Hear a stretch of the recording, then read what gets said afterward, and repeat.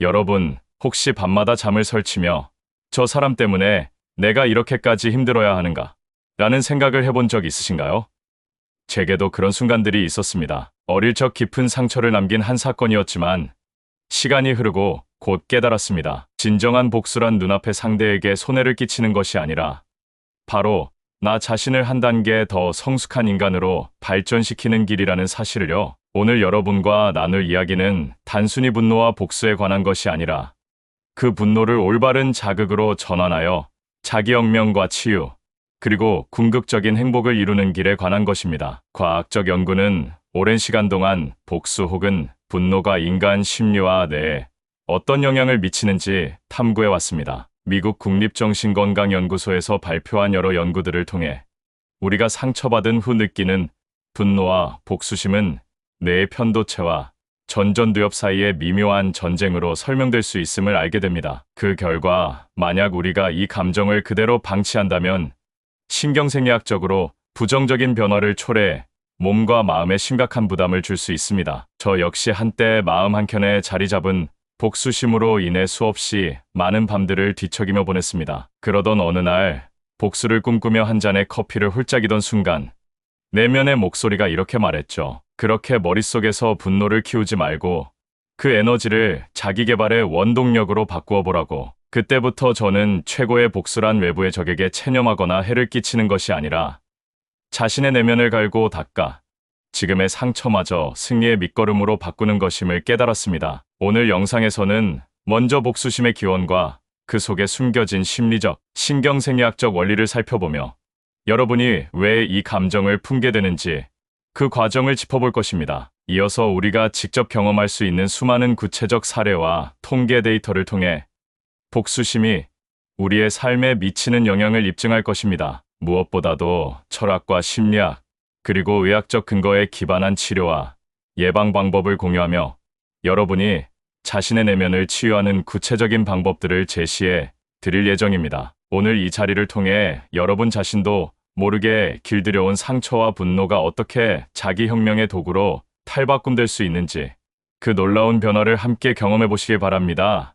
잠시 후 심리학적 메커니즘과 신경과학적 연구를 바탕으로 복수심이 우리 뇌 속에서 무엇을 의미하는지, 그리고 이러한 감정을 어떻게 유익한 에너지로 전환할 수 있는지에 대해 깊이 있게 다룰 것입니다. 그 과정에서 제가 직접 목격한 실제 사례와 임상 데이터를 낱낱이 공개해 드리겠습니다. 여러분이 좋아하는 유튜브 채널에서 흔히 볼 수 있는 단순한 감정 분출이 아니라 사실은 우리 모두가 겪는 인간 본연의 모습을 과학적, 철학적 관점으로 재해석하는 놀라운 내용들이 기다리고 있습니다. 여러분, 이 영상이 끝나면 구독과 좋아요를 눌러 함께 내면의 복수를 넘어 자기 혁명의 길을 걸어가는 동료가 되어주시길 기대합니다. 우리 모두에게 숨겨진 미묘한 감정의 깊이를 들여다보고자 할 때 우리는 종종 복수라는 단어 앞에서 발걸음을 멈춥니다. 하지만 여러분, 오늘 제가 전하고자 하는 메시지는 복수라는 단어에 담긴 전통적인 이미지를 완전히 전복시켜 줄 것입니다. 과학도 철학도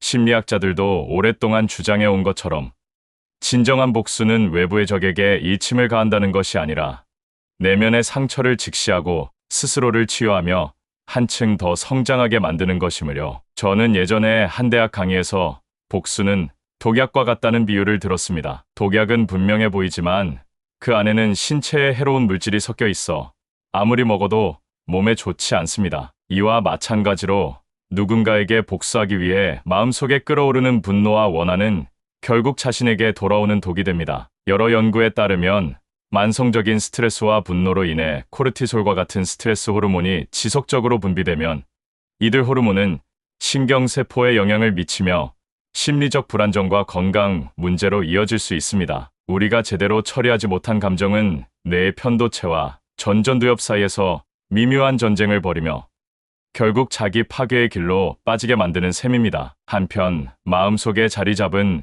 그 무거운 분노의 감정을 새로운 에너지로 바꾸는 방법은 결코 만능 열쇠처럼 보이지 않을 수도 있습니다. 오히려 그것은 자신과의 싸움이며 마음속 깊은 곳에 숨겨진 미지의 공간을 탐험하는 모험과도 같습니다. 이 모험 속에서 인지행동치료라는 도구는 우리에게 마치 오랜 친구처럼 다가옵니다. 실제로 인지 행동 치료를 받은 사람들은 그 효과가 입증되었고 자기 효능감이 높아짐에 따라 복수심 대신 내면의 평화를 선택하는 경향이 높아졌다는 연구 결과가 있습니다. 이처럼 내면의 변화를 통해 우리는 더 이상 상처를 준 사람에게 집착하지 않고 오히려 그 상처를 자신의 성장의 밑거름으로 삼을 수 있게 됩니다. 여러분, 이야기 속으로 조금 더 들어가 보겠습니다. 상상해보세요. 한 젊은 직장인이 있었는데 어린 시절 가족 내에서 겪은 정서적 학대와 부당한 대우로 인해 매일 아침 눈을 뜨는 것이 두려움의 연속이었습니다. 그의 심장은 마치 폭풍우가 몰아치는 바다와 같이 불안정했지만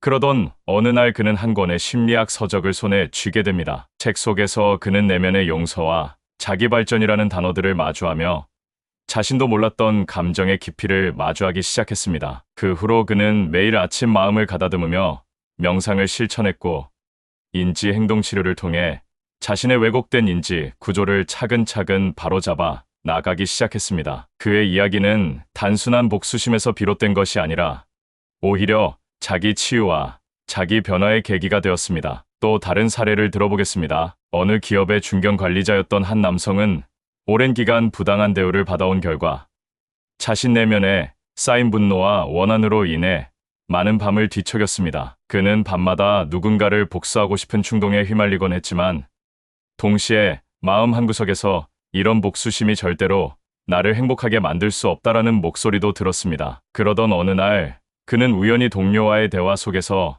내가 그 사람에게 복수할 필요는 없어. 내 안에 있는 분노를 너 자신의 발전에 쏟아야 해라는 이야기를 듣게 됩니다. 그 한마디에 그의 인생은 서서히 전환점을 맞이하게 되었던 것이죠. 마음의 외상을 극복하는데 얼마나 많은 에너지를 소비하는지, 그리고 그러한 에너지를 바로 자신에게 투자했을 때 어떤 기적적인 변화가 일어나는지를 그날 이후로 깨닫게 되었습니다. 이처럼 우리의 주변에는 늘 복수 대신 자신을 변화시켜 큰 그림을 그려나가는 수많은 사례들이 숨어 있습니다. 마음속의 복수심이 우리에게 남기는 또 다른 문제는 그것이 단순한 감정 표현을 넘어서 신체적 건강에까지 심각한 영향을 미칠 수 있다는 점입니다. 미국 심장협회의 연구 자료에 따르면 만성적인 스트레스와 분노는 심장 박동의 불규칙함, 혈압 상승, 심혈관계 질환 등과 밀접한 연관이 있다는 것이 밝혀졌습니다. 실제로 많은 사람들이 감정의 폭발 전에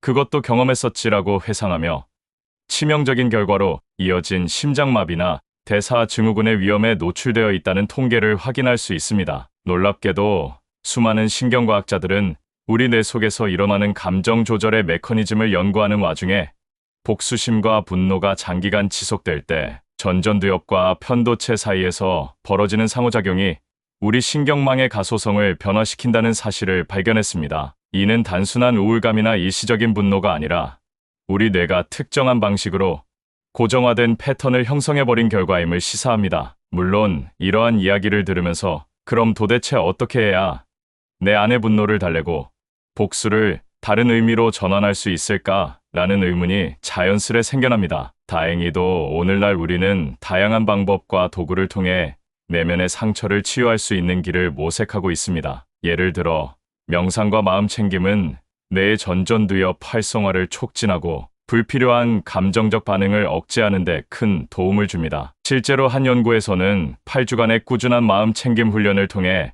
참가자들의 스트레스 호르몬 수치가 현저히 낮아졌으며 그 결과 복수심 대신 평온함과 자기 효능감이 강화되었다는 결과가 있었습니다. 이와 함께 여러분이 직접 체험할 수 있는 방법 중 하나는 일상 속 작은 습관부터 시작하는 것입니다. 가령 누군가에게 상처받은 후 한동안 슬픔에 잠길 때 그 감정을 종이에 털어놓거나 친구와 솔직한 대화를 나누며 마음의 짐을 덜어내는 경험은 생각보다 큰 도움이 됩니다. 저도 한때 상처를 준 사람 하나를 떠올리며 오늘은 이 사람에게 복수한다는 생각에 웃으며 커피를 마셨던 적이 있었습니다. 그때 친구가 복수 대신 내가 얼마나 멋지게 변할 수 있을지 상상해봐라는 농담 섞인 한마디를 건네주었고 그 말 한마디가 제게 얼마나 큰 깨달음을 주었는지 모릅니다. 또한 우리가 가끔은 웃음으로 마음의 부담을 덜어내는 경우도 많습니다. 예를 들어 한 번은 친구 모임에서 내가 가장 큰 복수는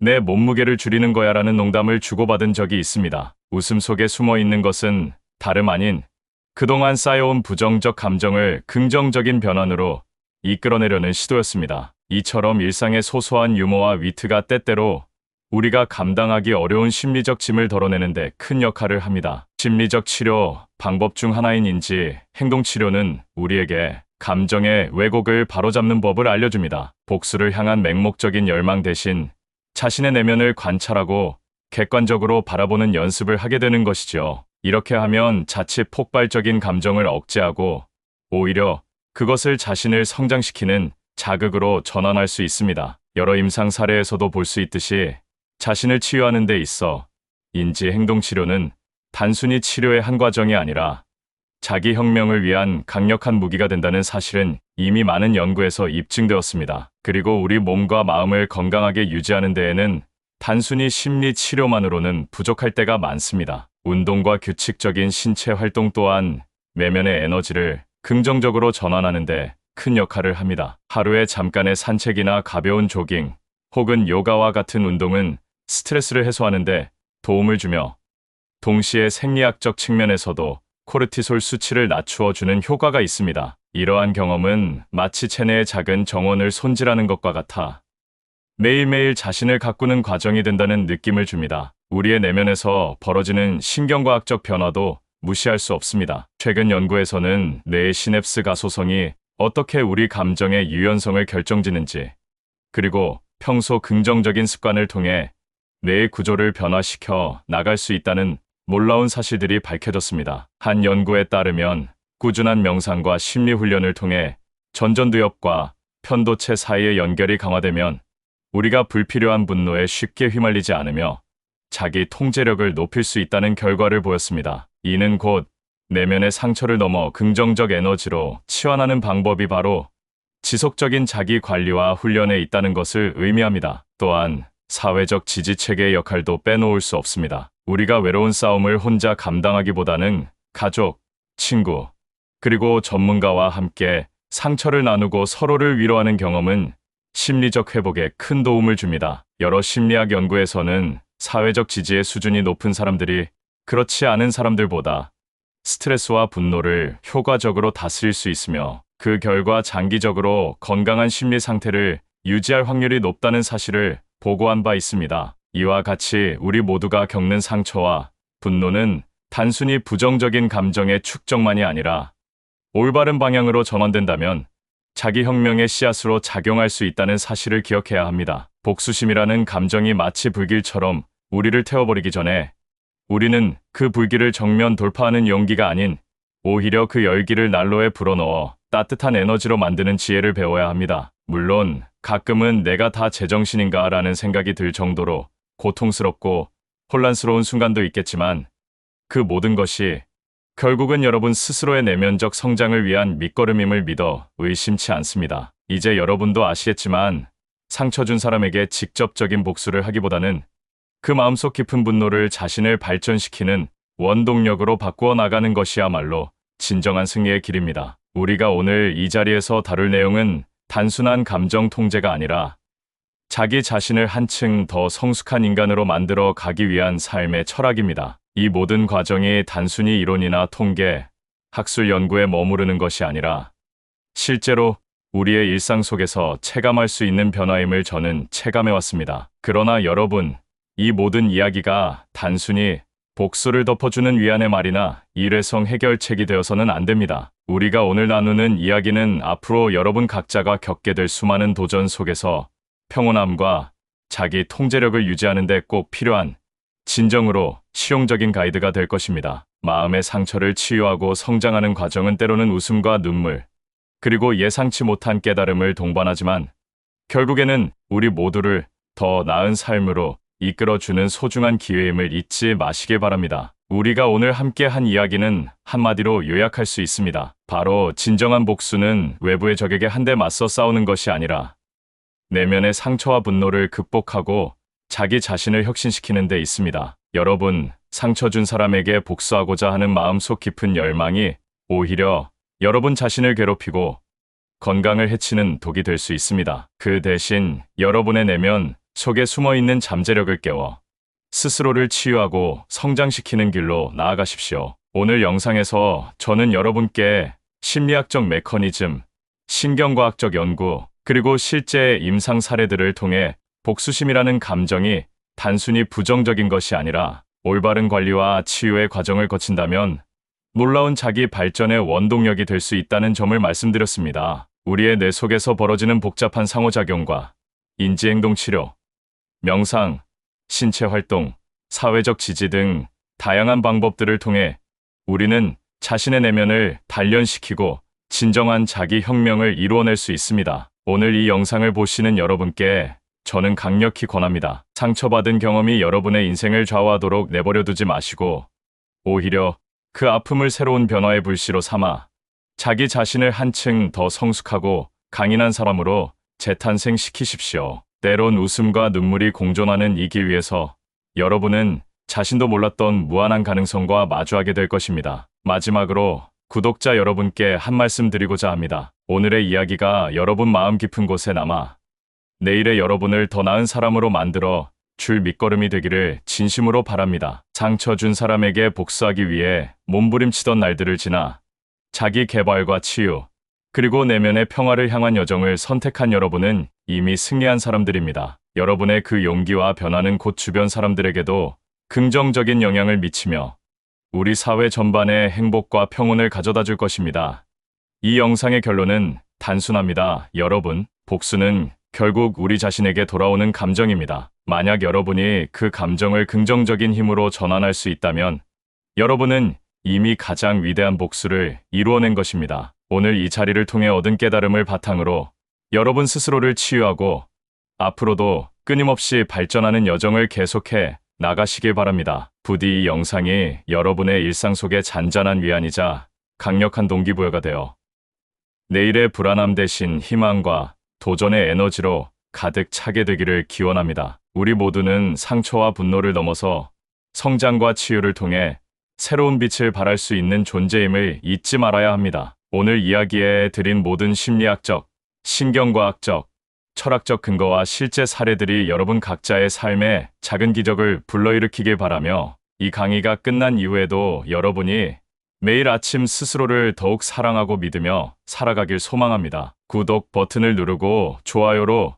여러분의 이야기 또한 함께 나누어 주십시오. 여러분 스스로가 최고의 복수를 이루는 주인공이 되어 앞으로 펼쳐질 삶의 여정의 행복과 치유, 그리고 끊임없는 발전을 더해가시길 진심으로 응원합니다.